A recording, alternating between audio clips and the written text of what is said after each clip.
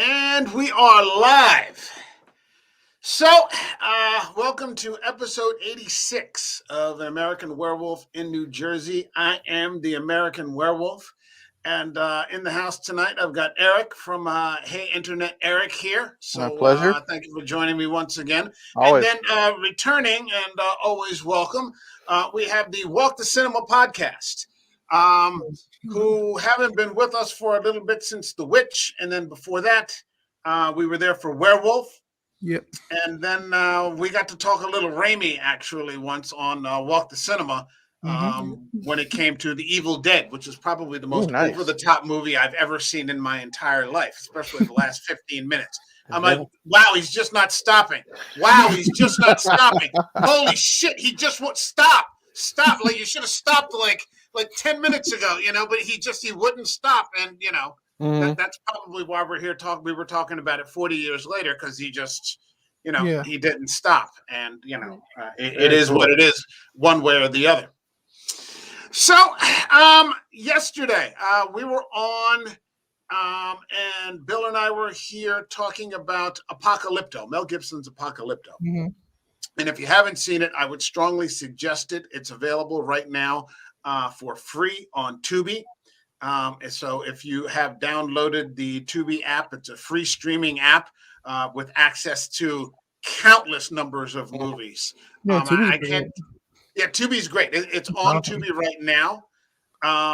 We talk about, separating the artist from the art. And, on this channel, we are very open about the fact that, fucked up people make the best art. The guy who does your taxes or the girl who does your taxes is probably not on your playlist, when you go to the gym, and probably isn't the director or star of your, favorite movies, this, that, or the other. And it seems like the more screwed up a person is, like the better the art is. And unfortunately, cemeteries are filled with artists who, just negatively feed that hole. But we were on there talking about Apocalypto, and I was saying at this age, at this point in my life, what is far scarier to me is the things that people do to each other. It's much less the supernatural. Is Danny Glick, and we've talked King here before, is Danny Glick scratching on the window at Salem's Lot scary? Yes. It's fun, yes, but it's scary also. Is a movie like Apocalypto, which is about the collapse of an entire ages-old civilization viewed through the lens of a village, and then broken down even further into the lens of a single family, and then broken down into its smallest components through the lens of one man. Far more horrifying. It's a perfect movie, but it's also horrific, and very much deserves a spot here on the show. This movie that we're about to cover here, which is Mike Flanagan's Gerald's Game, is also a movie that has absolutely no paranormal or supernatural features, but it's a Stephen King adaptation that is equally horrifying. And so if you guys are ready, shall we get to it? Let's do it. Yep. All right. Boogie woogie.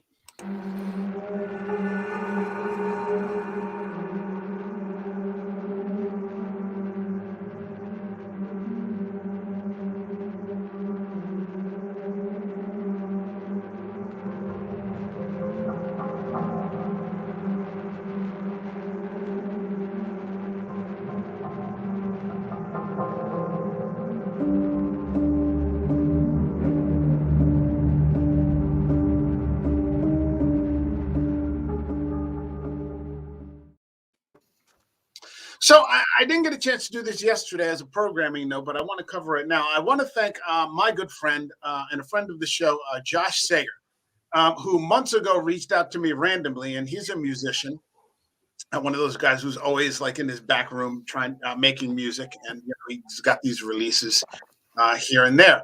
But he said, hey, I'll make you an audio track for your intro, to your podcast. And I'm like, okay, yeah, sure. And then I never thought about it again because, you have those types of conversations.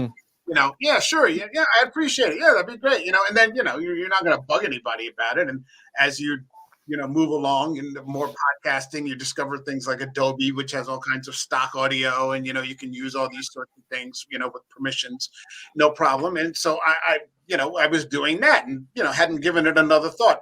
And then suddenly in my Instagram DM the other day, there was a link to Google Drive, and he's like, "Hey, I made that song for you," and I'm like, "Holy shit!" So we just incorporated that into. He made like a 4-minute track, and I a really simple intro. Here in the second year, I'm trying to get away from a lot of images, and especially images we don't have permission to use. Probably even during these live streams, I'm going to be getting away from more images and keeping it conversation based. I might have, maybe 3 or 4 images, throughout the entire length of the episode, but to be able to, edit, a track that a friend made for you, in these 30-second little pieces is really cool. That's really neat, dude. Yeah, we hope to have Josh on the show soon. We want to. He was the initiator of the top 5 soundtrack. Idea. So it's Josh who actually made this track that you had to listen to for a couple of seconds there. Hopefully he'll be on the show with us in a couple of weeks. So that's really cool. So thank you, Josh. Yeah. This movie, we've talked a lot of King, or a fair amount of King. We started out a long time ago. John and I started out talking about Cronenberg's The Dead Zone. And then Eric came on board, I think, with Rod when we started talking about De Palma and Carrie. Yep. And then we sort of further descended. We started to get into like Silver Bullet. Yeah. And then we Then we got Children of the Corn, and by then, we're like pouring moonshine in the middle of the fucking episode because these movies are just so bad. We'll blame Rod. Yeah, he should be blamed. But this movie, on the other hand, like some of the better movies that we just went over, which is The Dead Zone and Carrie, are based in very real human problems. And that's what makes them so damn relatable. You're not trying to relate to a vampire or a werewolf or some god that's living in the corn, or something like that. This is just about a married couple and power dynamics. And that's what makes it so damn good, because it's something that everybody, in any kind of relationship, whether it's an intimate relationship or a family relationship, or, anybody can get a hold of a piece of this and say, I recognize that. I want to see a little, you don't have to be tied to a bed necessarily, right? But you can, you can recognize what's going on beneath the surface. I'll turn it over to you guys because I'm talking too damn much. And me, the Dead Zone's the only King episode I missed. And now it's kind of like a little unwritten rule now. If you guys are talking King, I want to at least try to be on. Yeah. And what I've always stated is, yes, I love the the stuff like Pet Cemetery and Aliens, like with Dreamcatcher and stuff. I love when he does like that supernatural stuff. But when it comes to King, my favorite stories are the ones when it's mainly just people. Yeah. Gerald's Game, Stand By Me, The Green Mile, stuff like that. And that's where I think all the talent comes in, because then, like we've brought up many times before, the actors can play off themselves. Like we've talked about, what was it? Rob Zombie said, "Why is Liam Neeson so awful in Phantom Menace? He's a great actor because he's doing it all with green screen." This type of movie, and it is dark. I've always said the real monsters in King's works are the people. Yeah. It gives the actors more time to shine, and there's like a cast of maybe 5 in this movie. If that three main people, 2 really, only 2 really. It's Bruce Greenwood and Carla Gugino. Yeah, who are just fantastic. Carla Gugino is just amazing. She's amazing in this. I would say the girl that plays her younger is also kind of important for the main character. Yeah, absolutely. Yeah. And then you're right, Henry Thomas. Yeah, we'll get to Henry Thomas. Man, it's a lot of uncomfortable. And Eric and I were talking about this before you guys came on. It's uncomfortable material. Yeah. I had forgotten about a lot of it when I just sort of randomly threw this in. I'm like, hey, Gerald's Game, Flanagan, Stephen King, Netflix, available to everybody. Boom. And I put this in.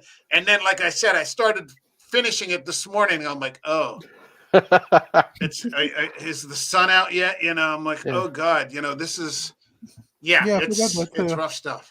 This was the movie I got Netflix for, actually, when it came out. Oh, really? So, okay. So it's been a while, but I didn't remember, the stuff with her family. Kind of forgot about that. So yeah, that was a little darker than what I remembered. And that's how my wife was. We were sitting on the couch and she was, going back and forth, watching it with me. And she had totally forgotten all about the stuff when Carla's not, tied to the bed. She forgot all about the stuff in the past. And she now says she'll never be able to watch E.T. the same way again with Henry Thomas. You know what I mean? Yeah. Yeah. It's hold on a second. We've got some comments here. The Devious Diva. I agree that most wicked, twisted people are creative and immensely talented. The most twisted people are, immensely talented and creative. And movies like this, where it can happen to you, are much more scary. Yeah. Yeah, absolutely. Yeah. We started out talking about Children of the Corn. Like, what the fuck was that? I think that literally those were the first words out of my mouth. And I'm like, Jesus, Mary and Joseph, just make it stop. Here, there's a lot to unpack.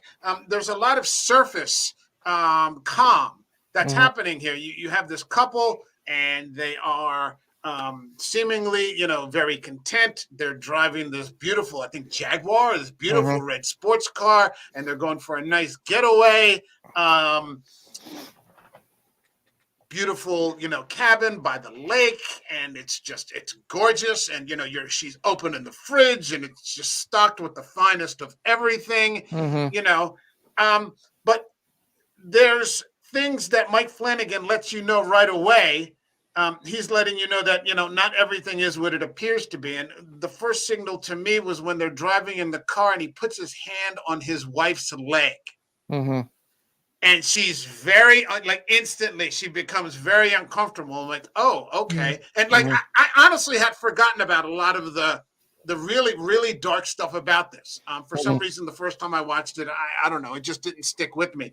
Now watching it for the purposes of review, I'm paying more attention to this kind of stuff. And, I actually have a copy of the book, but it's been sitting on the shelf for a very long time. It's not, it doesn't stick. It didn't stick in my mind like It or The Stand or, this sort of thing. But like right away, that something's off here. And you see, the husband, Bruce Greenwood, Gerald, he's packing the handcuffs, in there. And it's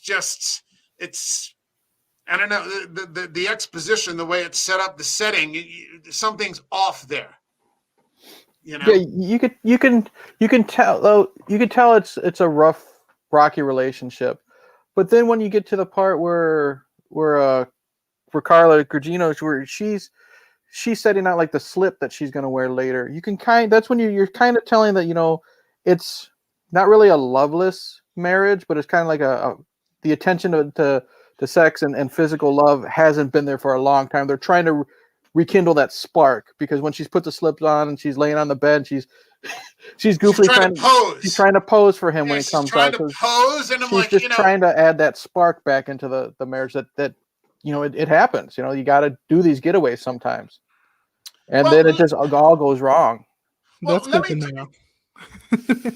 We've been married for 6 months, so. Okay, well, I'm going to leave you two to sort these things out yourselves. We're talking about the movie here. There are certain things you may want to leave out of the weekend getaway. Okay, right. Get to your cardiologist if you are, and don't tell it. Yeah, all right. So, here's the thing, and I'll just come out and say this: I don't know very much about bondage. It's not my thing. Here's the thing though.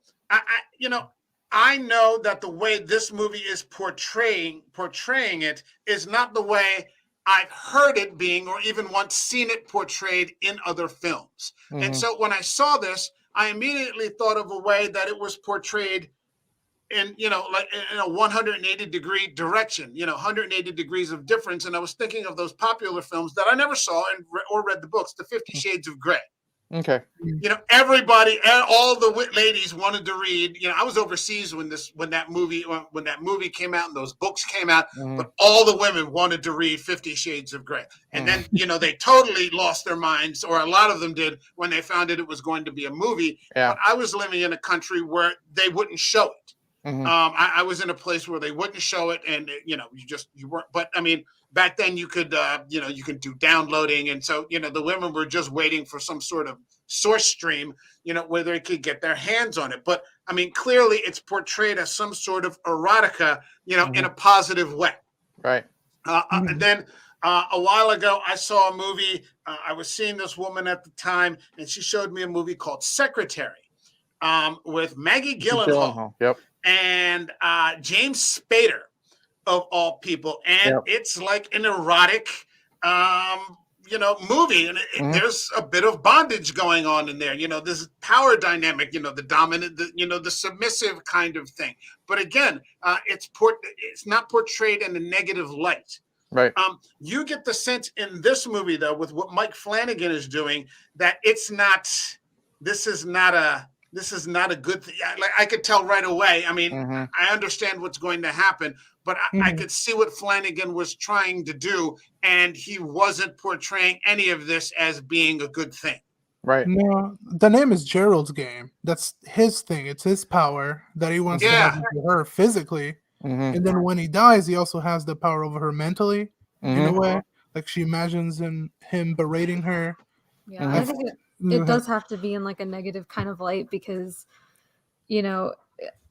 as the movie progresses, you kind of understand that their marriage wasn't really like a good one, or like she married somebody that was like a dynamic that she knew from her past and stuff. And so it has to be in a way that she doesn't get a say in what's happening to her. It's what he wants. Yeah. It's only what works for him, because I don't know why that's the only thing that works for him, but he says it is.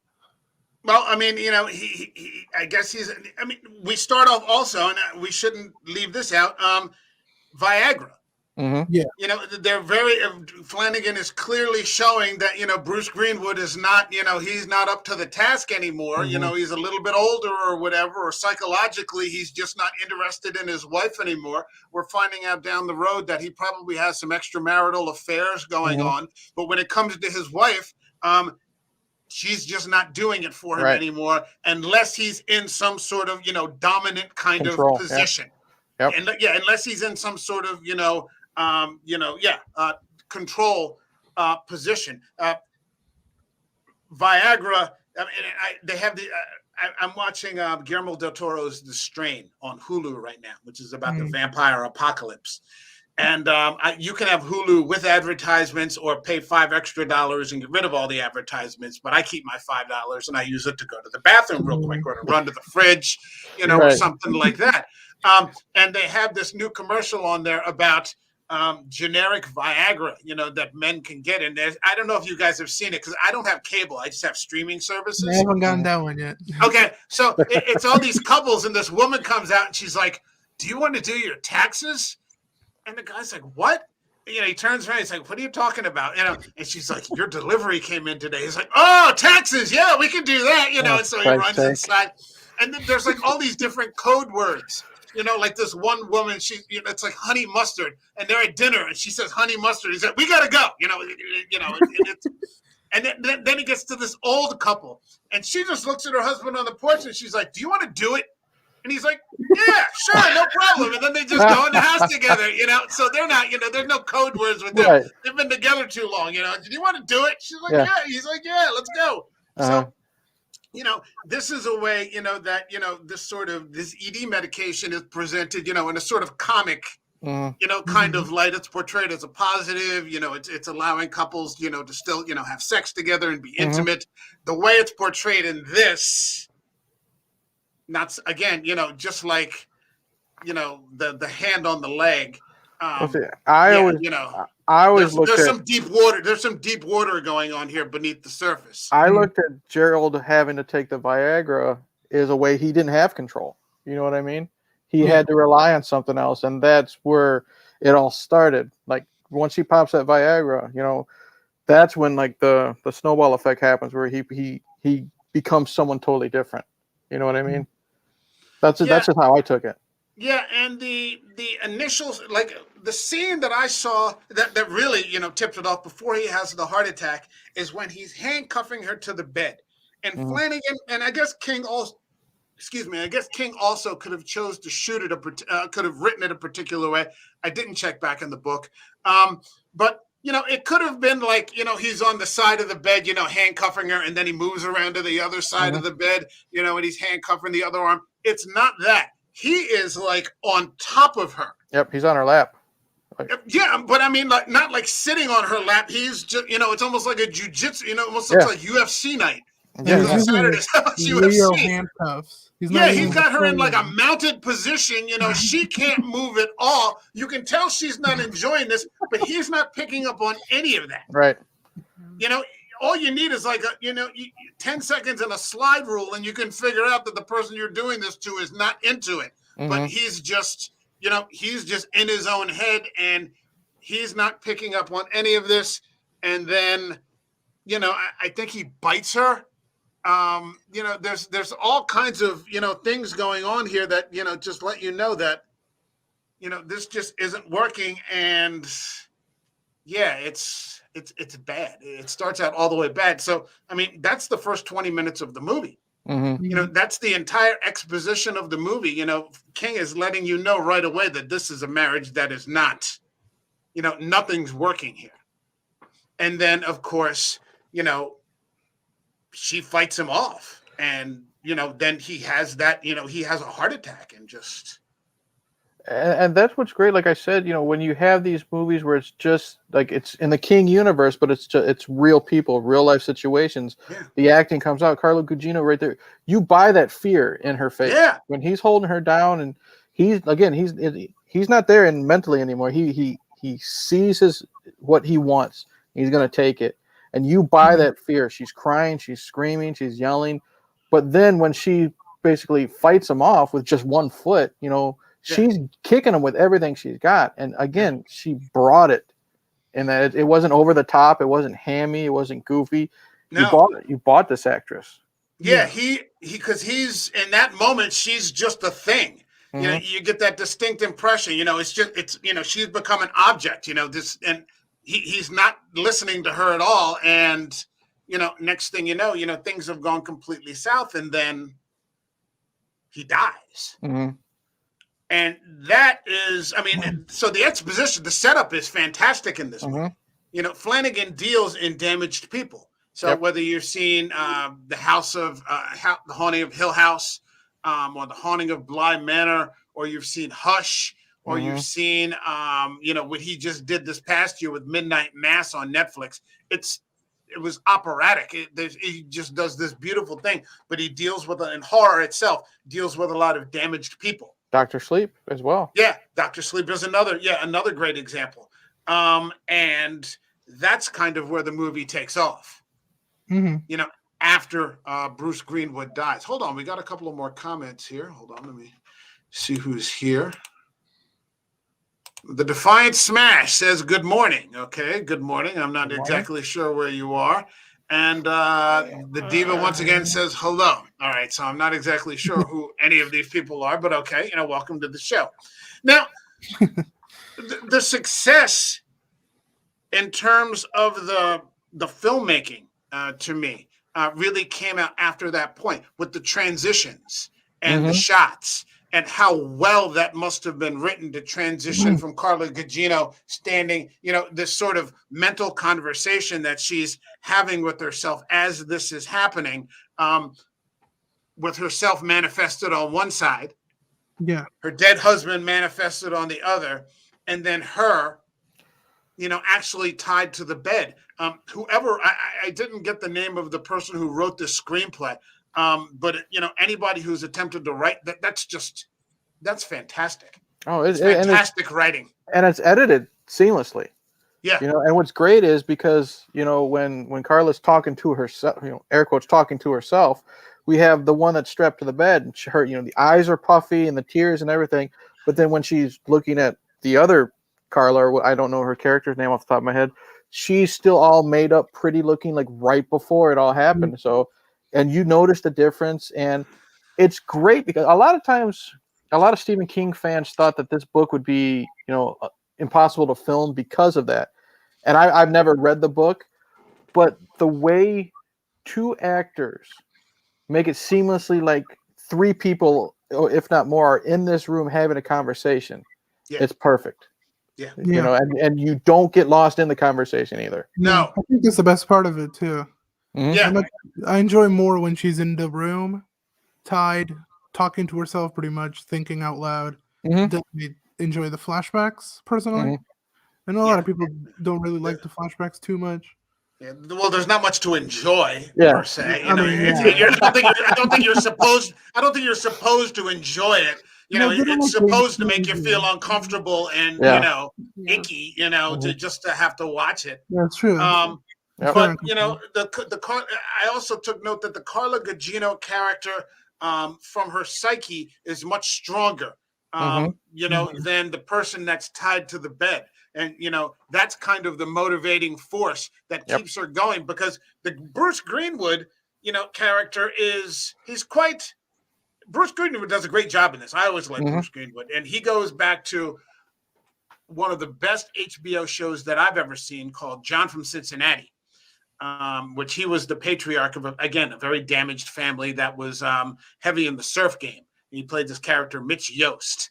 Mm-hmm. So I've been following Bruce Greenwood for about 20 years now, and he always gives a great performance. But you realize from following, dead Gerald, what a jerk he is. Yeah.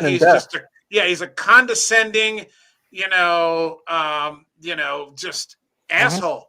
And she realizes, as they start to have these reflective conversations, that she was never even aware of who she was married to for all these years. He talks about that one time, once they started to have problems in the bedroom, until that one time he got in that dominant, sort of, hold on her. And, it occurred to her, and that she's like, who the hell have I even married? She had no idea who he was for all those years. It's connecting who she married to her own father. Mm-hmm. Yeah, the dominant side of Gerald. Yeah, we see him switch faces all the time. Yeah, well, what's happened is, at least from the way that I'm seeing it, is that she's being shocked out of her apathy, because her life is on the line. Yep. Otherwise she just would have gone on, like this, until, the day she died, probably like this. But because this horrible thing has happened and she needs to survive, she has to confront and find something within her that she doesn't know she has, in order to break free. Go ahead. I'm sorry. No, I was just going to say that one of the things that I liked about this movie was the kind of, I guess, fractures of her mind, like when she sees Jared like get back up and she sees like him standing there, but then she looks over and sees his dead body still there. Like that's one part of her like personality, I think, that's kind of fractured in her mind, this personality that needs to deal with her marriage to Jared and potentially like her relationship with her father. And then when, she has that kind of vision, I guess, of her slipping her hand out of the cuffs and breaking the just that easy, just like it's just that easy. So then you have another part of her personality that's stronger than who she is currently, who is kind of the person that she needs to be in this situation. But you see kind of like, I don't know, I kind of pictured it as like a dueling personality thing, like Jared that's kind of like, you can't do it, you're kind of weak, you're not going to get out of this. And then her other like better self that's like, you don't have time to think about the bad stuff, you have to figure out how to survive right now. Because even in death he's talking down to her. That's the thing. She can't escape him no matter what. Because that's the image she has of him, and can't break loose of it. If you think about it, we all have a number of voices probably running through our heads when we deal in relationships. Go to a family dinner. right? The big holiday dinner, right? Right. Who's going to be the one to say what needs to be said?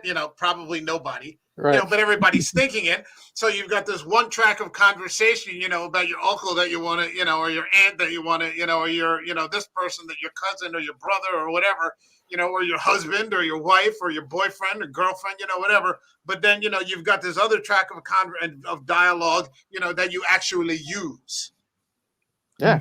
So there are many. That's why I'm saying this is so relatable, because everybody's got that, that kind of dynamic, with someone. I mean, not to this extreme, of course, but, in human relationships are very complicated. And I suppose, no one really knows. And this is an age is old saying. No one really knows what goes on between a husband and a wife, and sometimes maybe even they don't know. Right. She's clearly someone who's repressed a lot, just to be able to function day to day.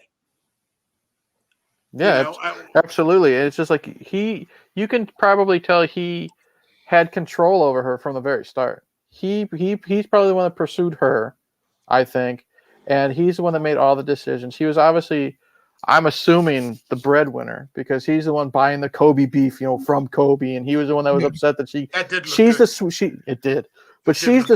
sweetheart that gives it to the stray dog and stuff like that. She doesn't give a shit about the finer things in life. You can tell he does, and that's what I thought was a good maybe like opposites attract with those two, and then it built on from there because you could see, like I said, what a piece of trash he was long after he was dead. Yeah, I mean, I think you find out later on that she married someone who was much older.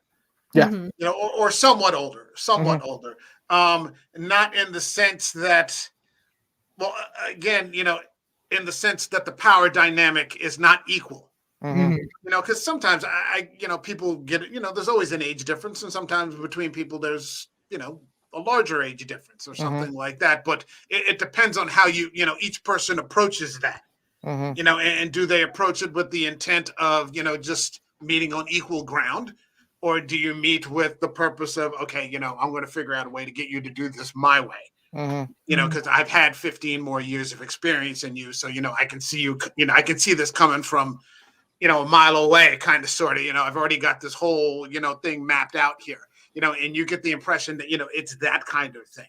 But because there's stability, there's no, physical abuse per se, and, they can drive around in nice Jaguars. And that was a huge rock on her finger. Yep. That rock was the size of my head. You can probably, look away from a number of things, but you also find out she doesn't have any friends. There's a lot that's wrong here. Hold on. The Diva says, I think it's impressive that there is virtually no soundtrack. Yeah, that's true. During the course of the movie, but it is so entertaining and doesn't need it. Yeah, that's absolutely true. I hadn't noticed that. Because usually with a horror movie, you need a sound of some kind. You need a soundtrack of some sort. But yeah, that's interesting. I mean, I'm obviously, if they have it like that, Flanagan, that was his decision. Now that I realize that there was no soundtrack, it makes sense because she's all alone with her thoughts. There's no need for music. You know what I mean? There's a little bit of at the beginning. There's that Sam Cooke song, right? That we know triggers something that we find out about later on, right? But otherwise, other than I think the Sam Cooke song, there's no other music in there, and that's odd for any movie, let alone a horror movie. I mean, a lot of horror movies do rely on it for it. Yeah, I mean, even if there's some sort of string thing, to create tension or something like that. But I think the Diva's right. There's none of that. Look at what everyone says about when Carpenter's Halloween came out. No one gave a crap about it until they added his score. So a lot of times the movie needs that score, but this sure didn't.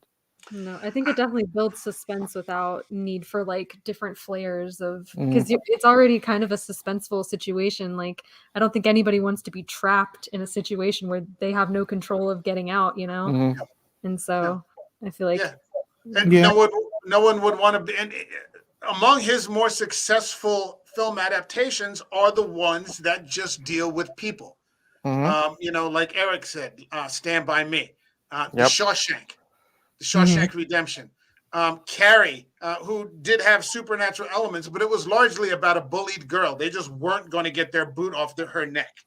Yeah. You know, they were just, those girls just refused. And the same thing, you know, with the Green Mile, there's a little supernatural in that, but again, it's all about the characters in a prison. Yeah, and the Dead Zone with Christopher Walken, who's just forced to stare into the abyss, you know, and just, you know, keep giving and giving and giving, even though it's killing him. It's like literally killing him. And it just, you know, it's so damn good. I think one of the reasons this movie doesn't get more attention is because it was a Netflix movie. It didn't have a huge cinematic release. And so it stayed. Harder to promote. Yeah, well, it was also at a time, and I hate to say this, but it was pre-COVID. True. Yeah. You know, now everybody is doing everything. Just that, you know, 2020 March, we're coming up on 2 years. Just short of 2 years ago, you know, everybody was stuck at home, and so suddenly everything became marketable.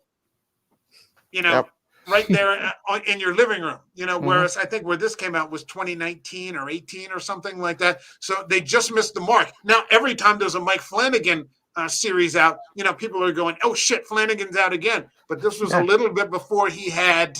Yeah. And if you notice, you know, other than like Dr. Sleep and like Oculus and that stuff, almost every one of Flanagan's stuff now is straight to Netflix. If you've noticed. Yeah. Yeah, and well, he does limited series now. Yeah, and I would advise anybody that, you know, either in, you know, here, you guys, or anybody watching, you know, please catch Midnight Mass. Yeah, The Haunting of Hill House. You keep telling me that. You've got to see. I just saw Hush. That was a good one too. Oh man, yeah, that was amazing. I think I think that's on HBO though. That might be on HBO. I think that's also on Netflix. Is it on Netflix? Okay, and it's about a woman who it's his wife, Katie Siegel. She's she's like his go-to. And she was the mom in this movie. And she plays someone who is hearing disabled. Who is being attacked by somebody on the outside who's trying to kill her. And she's in she's trapped in this house, and you know, it's a secluded place, and it's amazing. We start to get to, you know, we get to the Moonlight Man. Yeah, we do, don't we? I don't know how I feel about the Moonlight Man. Kind of weird. I'll just say right here, unnecessary. Yeah, I agree. Even my wife said my wife really liked this movie, and when we looked at each other, and especially, you know, how the movie ended with her, you know, standing up to the moonlight, confronting him, basically confronting her father, confronting Gerald, all that stuff. That's what he represented at the end. But I'm like, we didn't need any of that. We didn't need him standing in the corner. We didn't need this whole 5-minute, you know, history lesson on him.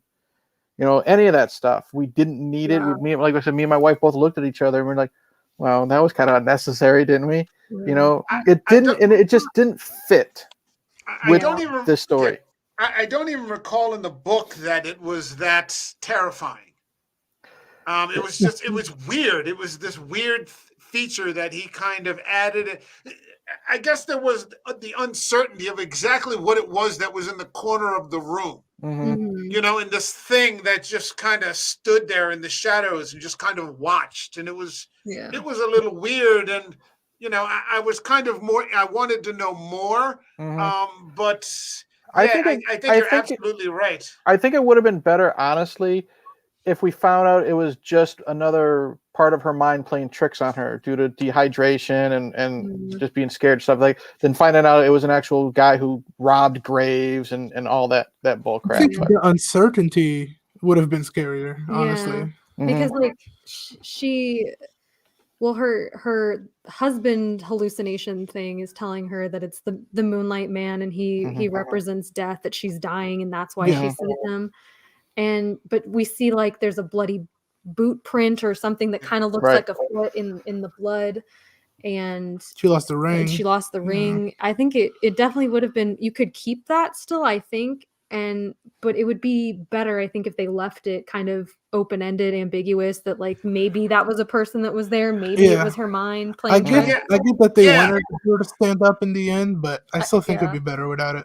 I like your point though. I mean, you could have left it ambiguous. You know, because the payoff in the end isn't enough. You're just like, really? He ends up in court, and in court? Like, where do we ever end up in a Stephen King book in court? You know? It doesn't look scary at all, which I guess is the point, right? Because he's not scary because she overcame it. Okay. But still, I don't know. It would have been better, I think, if you had left it ambiguous. Like the wedding ring was gone, and you just never. Because you never figured it out. Maybe it's supernatural. Like maybe we're heading in that direction. Maybe it's just. Maybe she lost it in the struggle. Trying to get her arm out.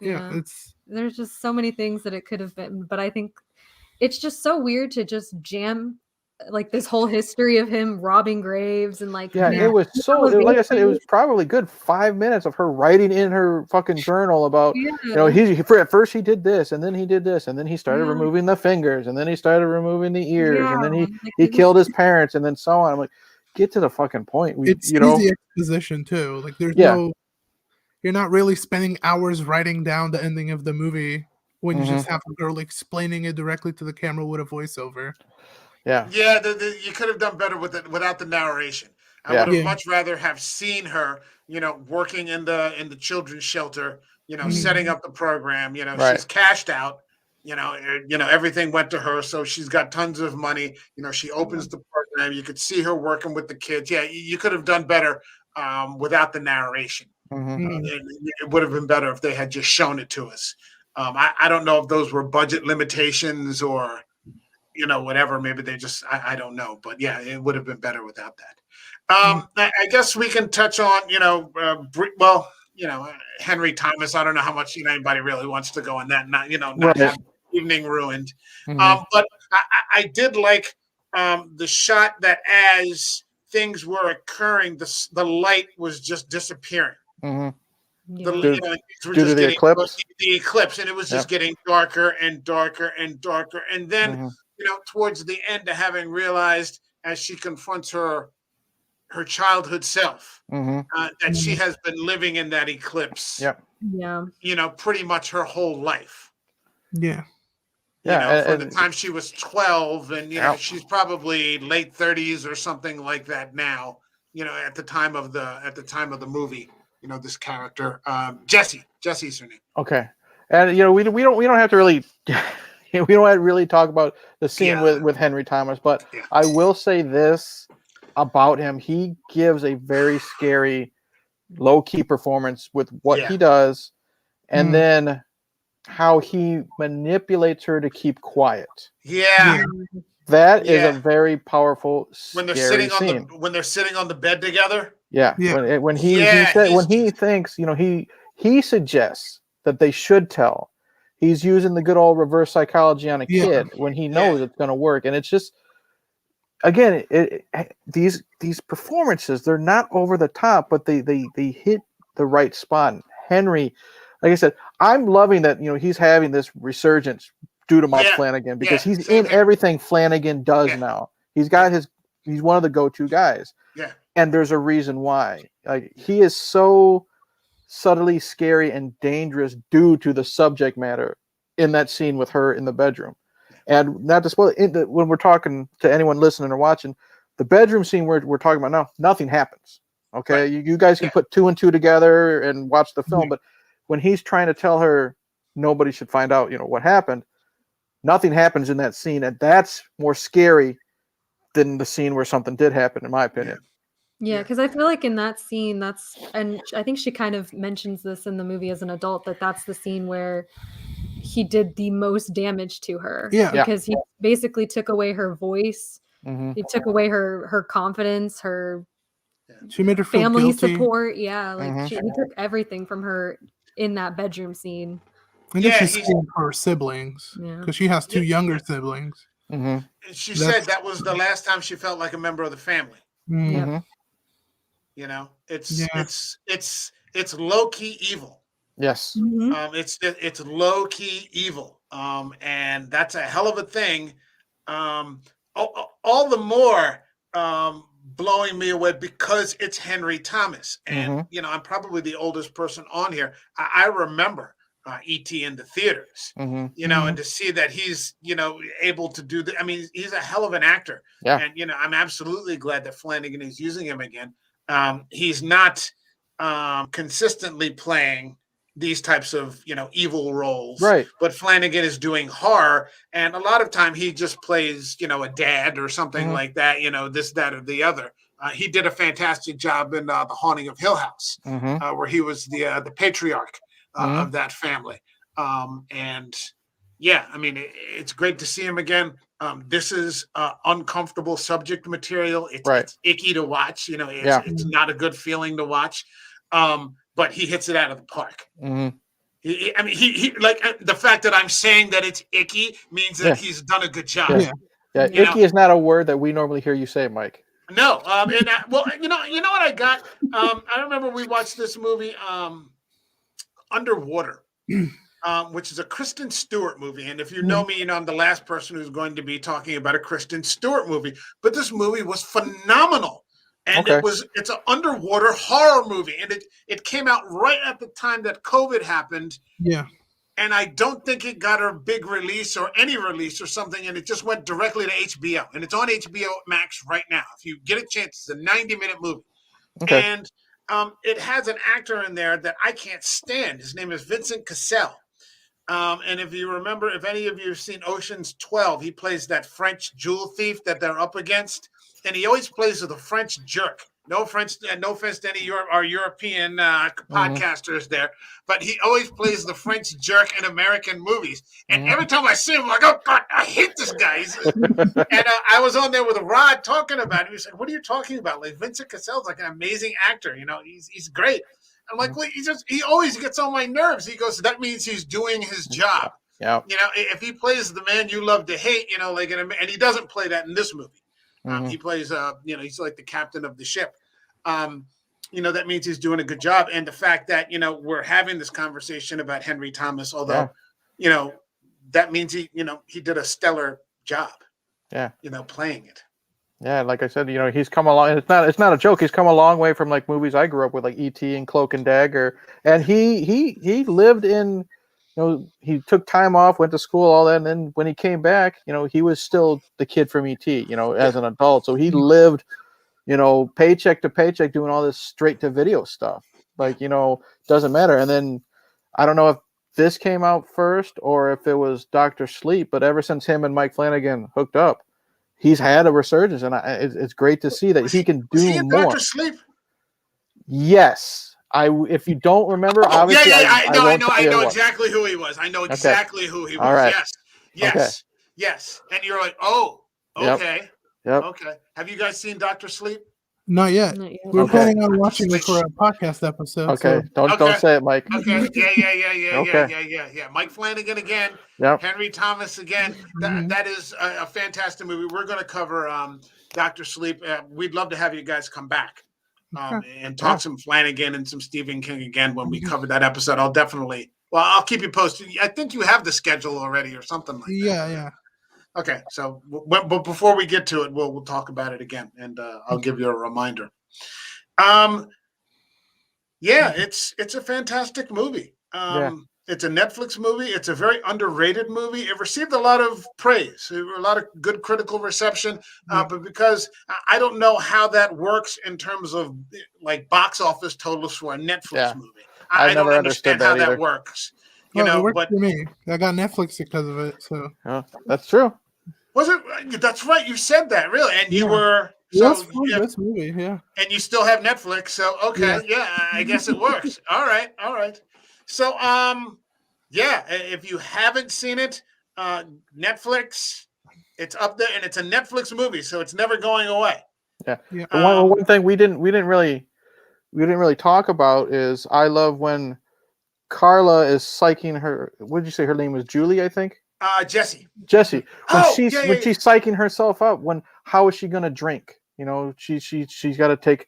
I won't spoil it for people who haven't seen it, but she's handcuffed, both hands to her bedpost, and she has to get a glass of water that's on the shelf above her and find a way to drink it when she can't reach. We have that going on, and it's just so there's lots of oh shit moments. Is this going to work? Is this not? Is she going to drop the glass? We can tell that days have gone by because she passes out. When she wakes up, her wrists are all purple. She's getting leg cramps. Yeah. And then I won't spoil this for anyone who hasn't seen it. Let's just say how she gets her hand out of the handcuff. The escape scene. Yeah. Yeah, I'm not going to ruin that for anybody. Yeah. But Let's to look at. That's right out of that's right out of 127 hours. Yep.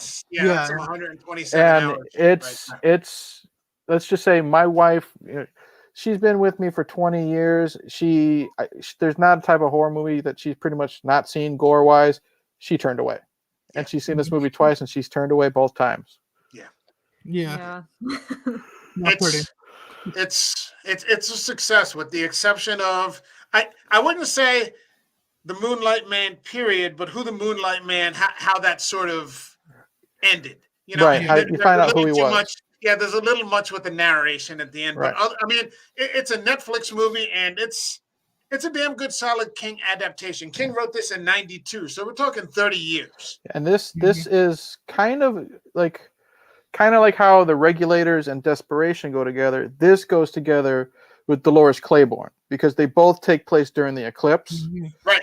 And they both came out, I think, within a year or two of each other. And there's a reference to that in The Well. Yes, because I showed to The Well. I showed my wife because I think she says she's having a vision of a woman looking down a well with a red sun behind her. Yeah. That's the cover of Dolores Claiborne. Yeah. Like the literal hardcover. So it's kind of a cool companion piece. And if you haven't seen Dolores Claiborne, that's another good. Kathy Bates comes back. Yeah, another good Stephen King human story. That is, it's again not a fun one, but and again, the dog. Guess what? The dog's name is Cujo. Yeah. The dog's name is Cujo. That wasn't a great movie, but it's still another one. And the book that she knocks over, it's called Midnight Mass. Yeah. Midnight Mass. Yeah. So definitely worthwhile. Dark, very dark, very dark material. But really good stuff. And again, for me, as I get older, it's the things that people. It's the things that It's the things that people do to each other that I find far more scary than werewolves and vampires and the 90% of whatever's passing for whatever's being released these days. We're the monster. We're the monsters, not them. Yeah. It's tough stuff. Mm-hmm. I think believe it or not, it's been almost an hour. We've been sitting here flapping our gums here for a while. I think this is as good a place as any to bring it to a close. Unless did we leave anything out? I don't think so. Since I mentioned the part about how she has to get the water and stuff like that, I don't. Unless you guys have anything else to say. No, we covered it. Yeah. Okay. All right. Fair enough. This next week, let's look. Next week, we have a triple feature coming up. On Monday, Eric will be back, Ryan will be back, and our friend Marty from Dublin is coming in to talk some Paul Verhoeven as we cover Arnold Schwarzenegger's Total Recall. Yes. We're going to get our asses to Mars and talk some Verhoeven and some Schwarzenegger because we don't talk nearly enough about Schwarzenegger anymore. And, it's just a damn shame because so many of those movies are just worth talking about. Especially 80s and 90s, Arnold. Absolutely. And then on Wednesday, we're going to be doing a late show as we discuss David Cronenberg's The Fly. This was at Rod's request. So Rod is coming in for a late show on Wednesday to talk about The Fly. I will be here too. You might not know that, but I will be here too. Okay, yeah, I'm always ready to talk Jeff Goldblum. I'm always ready to talk Cronenberg. And you put those together, and why not? And then on Thursday, and if you guys are available for this, I'm not sure if we penciled you guys in. We talked about it, yeah. M. Night Shyamalan's Signs. Yeah. We're coming back with some more Mel Gibson. I can watch Mel Gibson all day, so it's not a big deal to me. And that's just a fantastic and scary movie. So we're doing a rare. We usually do 2 shows a week, but because of the Verhoeven, and we've been putting that off for a long time, we're just going to throw it in on a Monday and get that back on track. A lot coming up next week, but it's been a good week, here, covering Apocalypto and now covering Gerald's game. My thanks to Eric from Hey Internet Eric here, and for the Walk the Cinema podcast, who is not in Europe, sacrificing any hours that made me feel guilty for a very long time. Take care, everybody. We'll be back on Monday. And past that, take care. Cheers.